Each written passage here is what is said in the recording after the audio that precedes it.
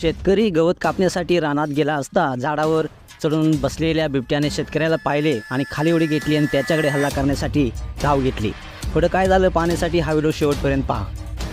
ही घटना कागल तालुक्यातील असून सकाळी 9:15च्या सुमारास शेतकरी नेहमीप्रमाणे रानात गवत कापण्यासाठी गेले असता त्या गवतामध्ये बाजूलाच एका झाडावर हा बिबट्या चढला होता।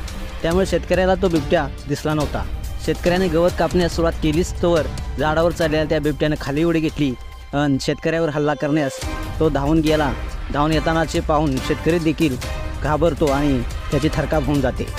मात्र बिबट्याने त्याच्यावर हल्ला न करता शेतकऱ्यासोबत असलेल्या भुकणाऱ्या कुत्र्यावर त्या बिबट्याने हल्ला केला आणि त्या कुत्र्याला पकडून त्या बिबट्यानं उसात धूम ठोकली।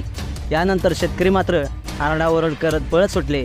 ही बातमी समजताच वन विभागाला याबाबतची माहिती देण्यात आली। बिबट्या आल्याची समजताच नागरिकांनी पाहण्यासाठी गर्दी केली होती।